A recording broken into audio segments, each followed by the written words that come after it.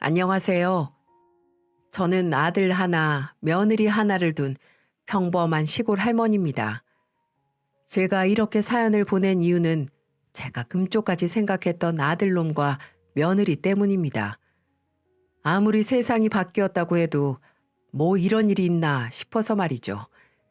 제가 다 늙어서 요즘 애들 말로 꼰대 짓을 하는 건지 아니면 우리 애들이 너무한 건지 누구한테든 털어놓고 싶어 글을 쓰게 됐어요. 저희 아들은 제가 결혼 11년 만에 낳은 아들이었어요. 정말 어렵게 얻은 아들이라 그만큼 더 사랑도 많이 주고 좋은 것만 다 해주면서 키웠죠. 말 그대로 금이야 오기야 키웠습니다. 그런데 그게 화근이었나 봐요. 그렇게 키우지 말 것을 좀 의심도 많고 경계도 많게 키울 걸 그랬어요. 전 그저 착하게 자라라고 세상은 아름답다고 사람 믿으며 살라고 가르치며 그렇게 곱게 키운 아들을 1년 전에 결혼시켰습니다. 정확하게는 재작년이 되겠네요. 이제 해가 바뀌었으니까요. 그때 아들이 20대여서 너무 빠른 거 아니었나 싶긴 했어요. 결혼하겠다고 데려온 아가씨는 더 어렸으니 말이에요. 그래도 둘이 죽고 못 살겠다는데 어쩌겠어요? 근데 이 아가씨가 처음 만나는 순간부터 참 당돌하게 굴더군요. 그래, 너희 집은 우리 집 근처에 작은 빌라 어떠니? 요 근처에 괜찮은 집이 마침 하나 나와 있던데. 당연히 애들 집을 해줄 생각으로 물었죠. 저희 집은 이천에 있습니다. 뭐 그렇게 시골이라고 하기도 뭐하지만 그렇다고 대도시에 사는 것도 아니어서 좀 걱정이 되긴 했어요. 서울 아가씨가 이런 곳에서 살 수 있을까 하면서 말이죠. 그런데 아니나 다를까 단박에 카랑카랑한 목소리로 대꾸하더군요. 어머님, 아버님, 미리 말씀드리지만 저는 서울 아니면 못 살아요. 평생 서울에서만 살았고 친구들도 다 서울에 있고요. 그래? 근데 서울은 집값이 좀 너무 비싸서 그럼 좀 작은 평수도 괜찮겠니? 그래도 20평은 돼야 하지 않겠어요? 친구들 불러서 집들이도 하고 하려면. 그리고 제가 일하는 학교도 서울에 있는데 여기서 서울까지 출퇴근은 못해요. 전근은 더 싫고요. 네, 며느리는 학교 교사입니다. 남들이 말하는 1등 신부감, 그게 며느리였죠. 아들은 평범한 회사원이었던지라 아무래도 조건 면에서 며느리가 더 나았던 건 사실입니다.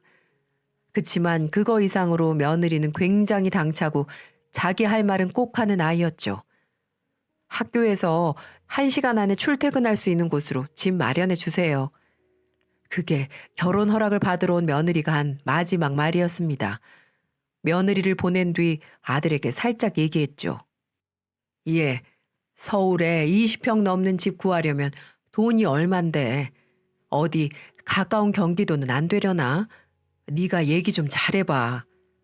아유 엄마, 저도 벌써부터 얘기했죠. 근데 서울 아니면 안 된대요. 솔직히 저 같은 회사원이 어디 가서 여교사를 만나겠어요. 조건 좋은 며느리 보는 값이다 생각하시고 한 번만 도와주세요. 저희가 자주 찾아뵙고 효도할게요. 그 여자가 아니면 안 된다고 꼭 이 결혼해야 한다는 아들 앞에서 무슨 말을 하겠습니까? 저는 그저 알겠다 하고 그날부터 바로 대출을 알아보기로 했습니다. 남편이 이미 은퇴한 상황이라 노후 자금을 손댈 수는 없으니 저희가 집을 좀 좁혀가든 집 담보로 대출을 받든 해야 했어요. 생활비는 국가에서 나오는 연금이면 뭐 빠듯하긴 해도 둘이 살 수 있으니까 생활비 좀 줄인다 셈치고 이곳저곳 있는 대로 대출을 끌어다 모았습니다. 그렇게 아들과 며느리를 결혼시키고 아들 명의로 서울에 25평짜리 빌라를 얻어줬어요. 그마저도 며느리는 학교가 강남에 있는데 집은 강북이라며 툴툴대긴 했지만 그게 제 최선이었습니다. 그 후 저와 남편은 조금 더 구석진 시골로 들어가 아주 작은 집을 얻어 살기 시작했어요. 작아진 살림살이에 조금 힘들긴 했지만 그래도 아들이 행복하기를, 그리고 가급적 빠른 시일 내에 손주를 안겨주길 기다리면서 그렇게 하루하루를 지냈죠. 그런데 결혼하고 나니 마치 남이라도 된 것 마냥 며느리는 연락 한 통 없더군요. 남들은 어버이날이다, 결혼기념일이다, 생일이다 하면서 며느리들이 먼저 챙겨준다는데 전 한 번도 그런 경험이 없어요. 또 3년간의 결혼 생활 동안 딱 한 번 저희 집에 왔었는데 그마저도 어찌나 예민하게 구는지 나름대로 신경 써서 차려준 밥상에서 밥알을 새고 있더군요. 아니, 왜 그렇게 깨작거려? 입에 안 맞니? 아니, 뭐, 요즘 이렇게 MSG 친 음식을 누가 먹어요? 건강 상하게.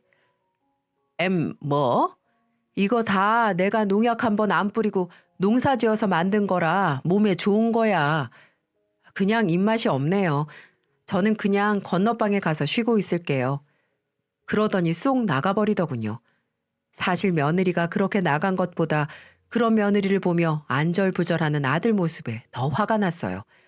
뭐가 그렇게 모자라다고 지 마누라 눈치 보고 제 눈치 보면서 그렇게 사나 싶어서요. 애 아빠도 그걸 느꼈는지 아들에게 한마디 하더라고요. 신경 쓰지 마라. 넌 먹던 거 마저 먹어. 입맛 없을 수도 있지. 당신도 신경 쓰지 말고 식사하고.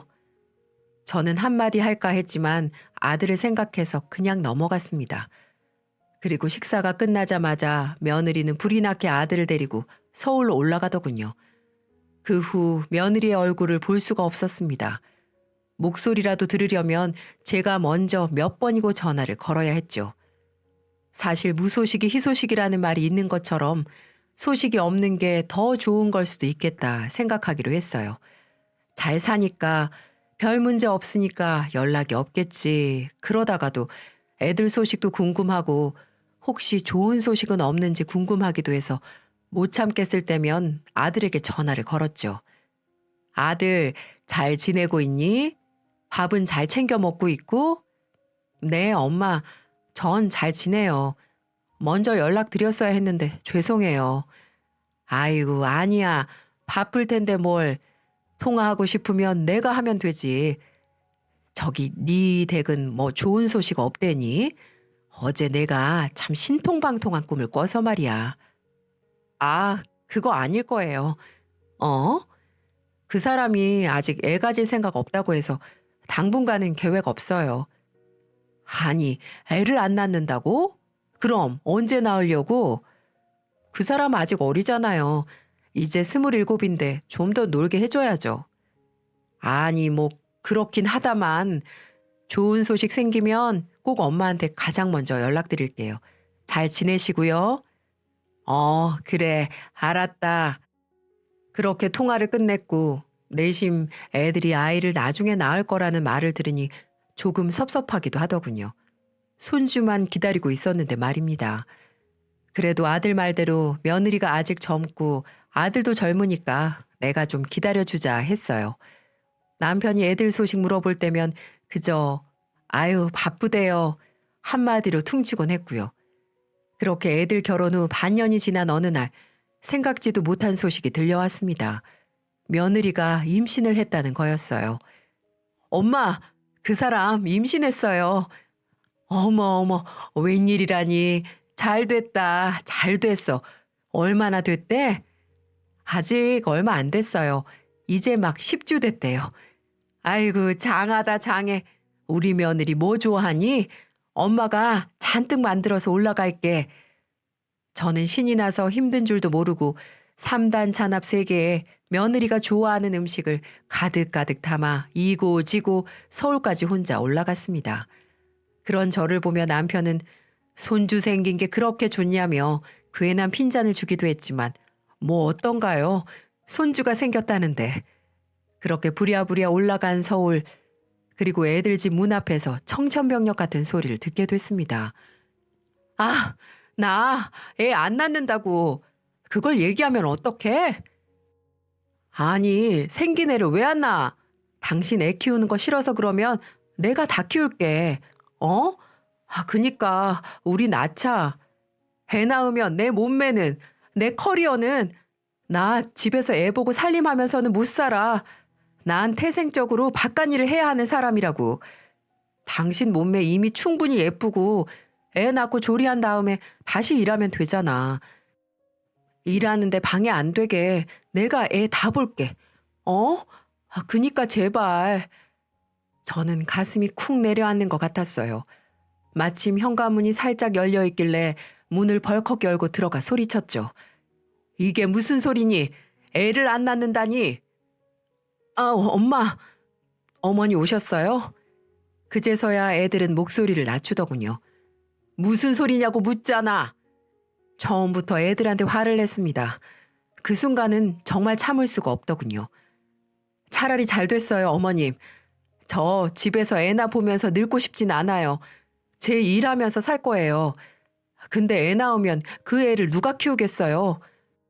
이 사람이 다 본다고 말은 해도 회식 있는 날, 야근 있는 날 제가 대신 애 봐야 될 거고 제가 애 먹이고 입히고 재우고 해야 되는데 저 자신 없어요. 제 인생에 걸림돌이 될 게 뻔하다고요. 너 아무리 철이 없어도 그렇지 어떻게 그런 말을 하니? 뱃속에 있는 애가 듣는다. 손톱만한 게 뭘 듣겠어요? 듣는다 한들 얘도 공감할걸요? 요즘 세상이 얼마나 정글 같은데. 저는 한숨을 한번 푹 쉬고는 답했죠. 그럼 내가 키워주마. 우리 손주 내가 키워줄 테니까 넌 애 낳고 다시 일해. 그럼 되니? 정말이죠? 어머님이 정말 키워주시는 거죠? 저한테 엄마 노릇하라고 하면 안 돼요. 아셨죠? 그래, 알았다. 몸 조심하고 태교나 잘하고 있어라. 저는 그대로 만들어 온 반찬만 식탁 위에 놓고 다시 돌아서 나왔습니다. 아들이 모셔다 주겠다며 따로 나왔지만 그냥 버스 타고 내려왔어요. 그 순간은 아들마저도 꼴 보기 싫더라고요. 집으로 내려오는 내내 혼자 눈물을 얼마나 훔쳤는지 모릅니다. 손주 지운다는 소리가 왜 그렇게 가슴에 박히고 속이 상하던지요. 그래도 철이 없어서 그럴 거다. 잘 몰라서 그럴 거다. 요즘 어린애들 그럴 수 있다 생각하며 이해하려고 했어요. 근데 그렇게 제가 내려온 지 3일 만에 제가 두고 왔던 차납이 택배로 돌아왔더군요. 저는 잘 받았다고 알려줄 겸 며느리에게 전화를 걸었어요. 조금 떨리더군요. 며느리랑 통화하는 일이 별로 없어서요. 여보세요? 예. 오늘 택배 받았다. 반찬들은 다 잘 넣어놨니?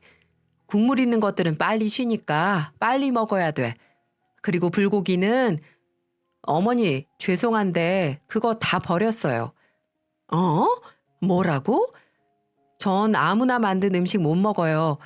저희 집 반찬은 도우미 아주머니가 다 해주시니까 걱정 안 하셔도 돼요. 그 사람 잘 먹이고 있고 저도 잘 먹고 있어요. 저 곧 수업이라 이만 끊을게요. 그게 끝이었습니다. 저는 너무 어벙벙해서 그대로 휴대폰을 붙잡고 한참을 앉아 있었죠. 그러자 남편이 왜 그러고 있어? 라고 물었고 사실대로 얘기할까 하다가 남편이 알면 당장이라도 아들 며느리한테 전화해 노발대발 할 것 같아서 그냥 별것 아니라고 둘러대고 말았죠. 그리고 얼마 지나지 않아 설날이 있었습니다. 며느리는 콧배기도 안 비치더군요. 물론 임신한 아이니 힘들 거라는 건 알지만 얼굴도 안 비추고 전화 한 통도 없는 며느리에게 조금 화가 나더군요.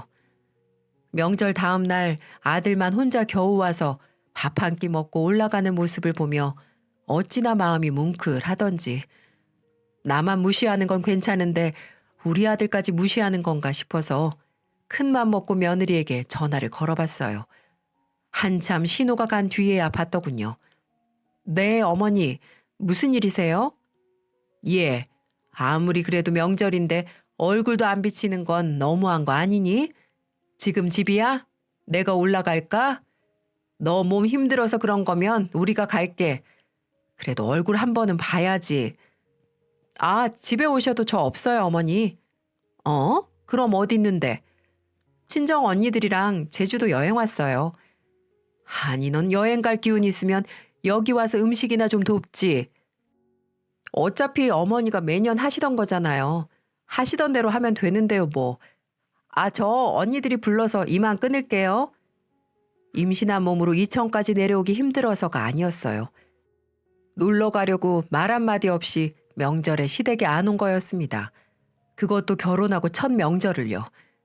학교 방학이라 시간이 많았을 텐데도 정말 단 한 번도 찾아오질 않더군요. 전화도 물론 안 하고요. 그렇게 봄이 되고 여름이 올 때까지도 연락이 없어서 저도 화가 머리끝까지 난 상태였죠. 그래서 어디 추석 때는 어떻게 하나 보자 하고 벼르고 있었어요. 그때까진 아무리 궁금해도 며느리한테 전화 한 통을 안 했습니다. 그렇게 속으로 칼을 갈고 있었죠. 그렇게 추석이 코앞으로 다가왔습니다. 일부러 며느리에게 전화를 걸었죠. 여보세요? 그래, 나다. 이번 추석에도 안 내려올 거니? 아, 약속이 있어서요. 이제 배도 꽤 불러왔을 텐데 무슨 약속? 친구들이랑 태교 여행 좀 갔다 오려고요. 가까운 데라도요. 그래? 난 이번 추석에 서울로 올라가려고 했는데 그럼 넌 없겠구나? 네, 없겠죠. 근데 서울에는 왜요? 니들 집 내놓으려고. 네? 말 그대로다. 니들 집 판다고. 아니 갑자기 말도 없이 집을 판다뇨. 그게 무슨 말씀이세요? 됐다. 너는 신경 쓰지 말고 여행이나 다녀와. 뭐 집이 빨리 나가면 그 전에 방 뺄 수도 있으니까 알고는 있고. 아니 그럼 저희는 어떡하라고요? 며느리가 전화기에 대고 소리치는 틈에 저는 얼른 전화를 끊어버렸습니다. 그제서야 며느리는 사태의 심각성을 깨달았는지 계속해서 전화를 해댔습니다. 저는 단 한 통도 받지 않았어요. 남편에게도 단단히 일러뒀죠. 혹시라도 애들 전화 오면 받지 마요. 내가 해결할 테니까. 무슨 일인데? 그냥 그런 게 있어요. 당신은 잠자고 계세요. 뭐 알았어. 그렇게 남편도 저도 전화를 받지 않자 아들과 며느리가 그날 밤에 바로 저희 집으로 내려왔더군요. 정말 코웃음이 났어요. 차가 서기 무섭게 조수석 문이 열리고 며느리가 내리더군요. 근 1년 만에 보는 며느리 얼굴이었죠. 아이고 이게 누구야. 귀하신 우리 며느님이시네. 어쩐 일로 여길 다? 어머니 그렇게 전화 끊어버리시고 연락을 안 받으시면 어떡해요. 그래서 내려왔죠. 너 바빠서 내려올 틈 없다더니 집 뺀다니까 시간이 좀 생겼나 보지? 며느리는 똥 씹은 얼굴로 아무 말도 못하더군요. 아들은 며느리에게 전해 듣고 대강 상황을 눈치챈 듯 했어요. 저를 잡고 일단 들어가서 얘기하자길래 애들을 데리고 집으로 들어갔습니다. 마침 남편이 친구들 만나러 간 사이여서 집엔 저 혼자뿐이었죠. 아버님은요? 별일이구나. 네가 아버님을 다 찾고. 제가 계속 비꼬니 며느리도 슬슬 기분이 상해가는 것 같았어요. 그래서 진짜 집을 빼시겠다고요? 아니 왜요? 그럼 저희 보고 길거리에 나앉으라고요? 자식된 도리는 안 하는데 난 부모된 도리를 해야 되니? 아들 장가 보내려면 집을 꼭 해줘야 되는 도리가 있긴 하던가. 니들이 알아서 집 구하든지 어디 천막을 짓고 살든지 나는 이제 신경 안 쓸란다. 자식 도리도 안 하는 놈들한테 해줄 거 없으니까 그렇게 알아. 추석 때 올라가서 금매로 내놓고 바로 팔아버릴 거야. 아들은 아무 말도 못한 채 고개만 푹 숙이고 있고 며느리는 그런 아들을 쿡쿡 찔러가면서 눈치를 주더군요. 왜 엄한 애한테 그러니? 아니 이러시는 게 어딨어요. 이제 와서 갑자기 집을 어떻게 구해요. 근데 참 신기하지. 너는 임신한 게 벌써 언젠데 아직도 배가 그대로니? 아, 당황하는 며느리의 눈빛에서 심상치 않은 기운을 느꼈습니다. 그리고 그때 아들이 갑자기 납작 엎드리면서 흐느끼더군요. 엄마, 죄송해요. 사실은 아이 유산됐어요. 뭐? 애가 유산됐다고? 언제? 어떻게? 엄마 왔다 가시고 얼마 안 됐을 때 이 사람이 계단에서 굴러가지고 그 바람에 유산돼 버렸어요. 미리 말씀 못 드려 죄송해요. 엄마 충격받으실까 봐. 세상에 이런 막장이 어딨나요? 애가 유산됐다는 걸 저한테 숨기다니요. 그러면서 그동안 저한테는 태교 여행을 간다느니 애한테 안 좋아서 못 내려온다느니 그런 말을 했던 거였어요. 참으로 기가 막혔죠. 예, 네가 말해봐라. 너 추석에 태교 여행 간다며? 그동안 애한테 무리 갈까 봐 여기도 못 내려왔다며? 근데 이게 무슨 얘기니? 며느리는 표정이 구겨져서는 제 아들을 노려보더군요. 아들은 그러거나 말거나 흐느끼면서 바닥에 엎어져 있었고요. 저는 그런 아들을 일으켜 앉히며 다시 한번 말했습니다. 진짜 계단에서 구른 게 맞기는 하니? 네가 일부러 그런 거 아니고? 정말 의심하지 않을 수가 없더군요. 애가 하는 짓이 워낙 개념 없고 막장 같아야 말이죠. 어머니, 저 그 정도로 막 나가는 애는 아니에요. 저도 속상하다고요. 그래? 그렇다면 다행이구나.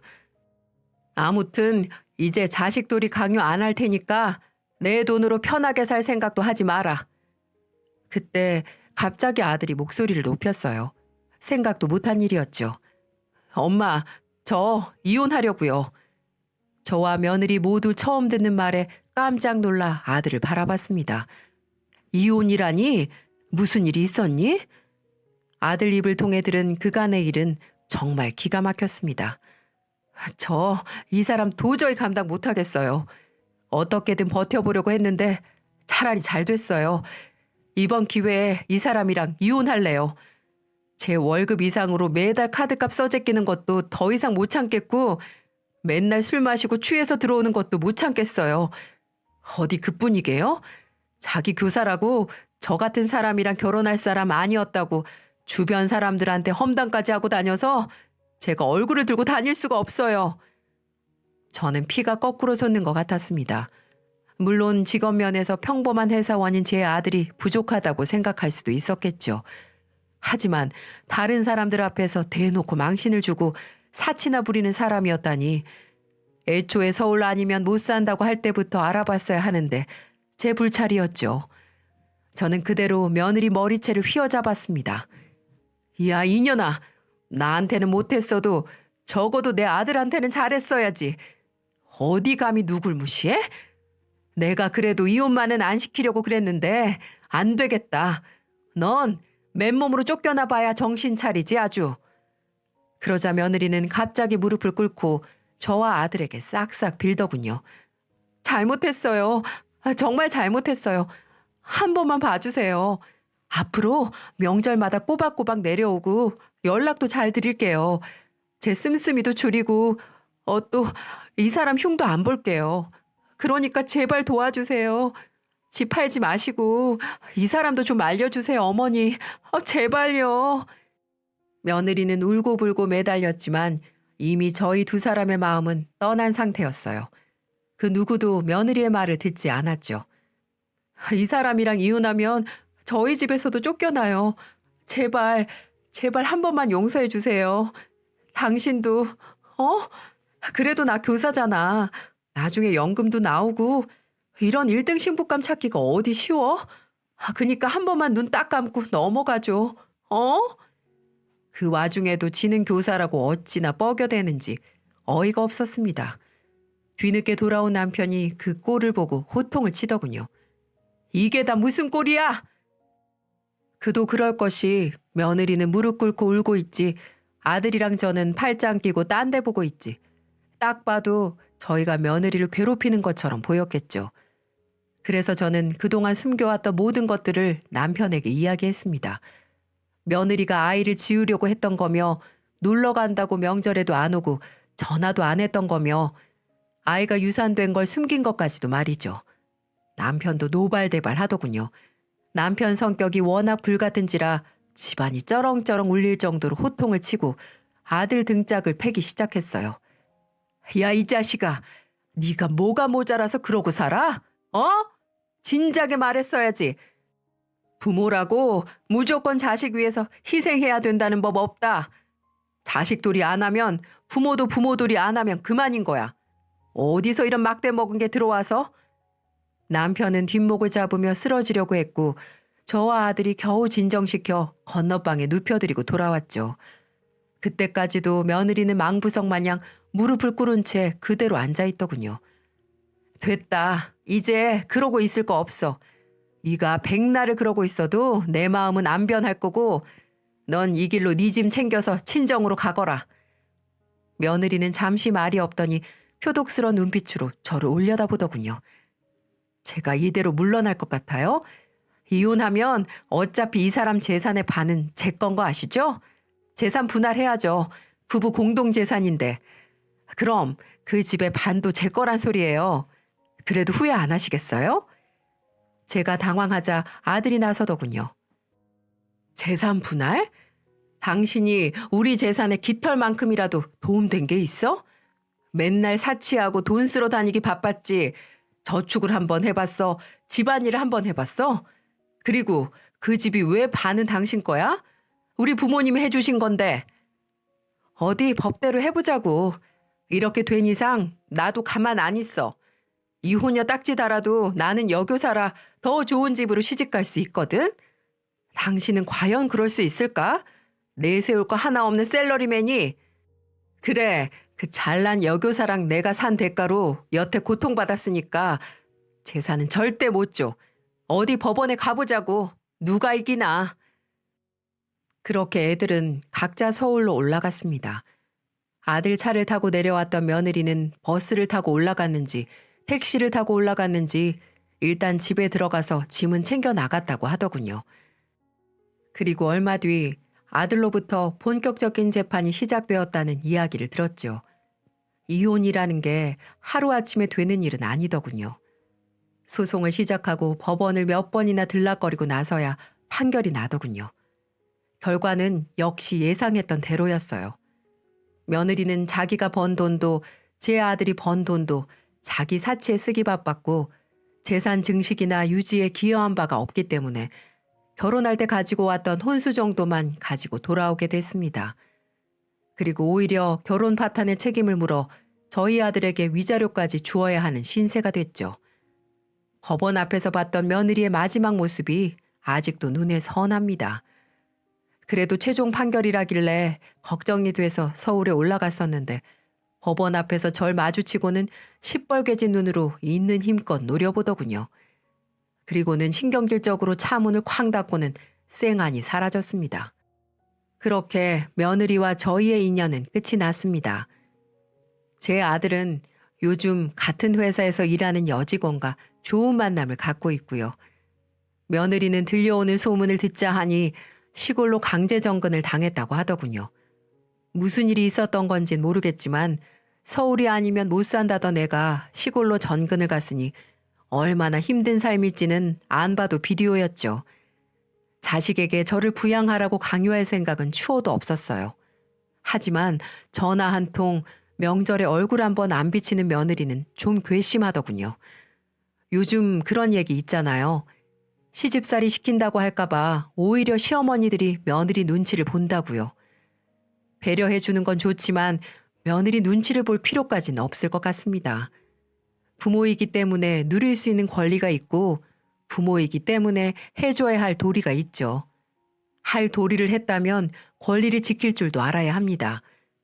여러분도 너무 며느리 눈치만 보지 마시고 혹시 할 말이 있으시면 하고 사시길 바랄게요. 그래야 속병도 안 난답니다. 지금까지 긴 이야기 들어주셔서 감사합니다. 모두들 좋은 고부관계로 살아가셨으면 좋겠습니다.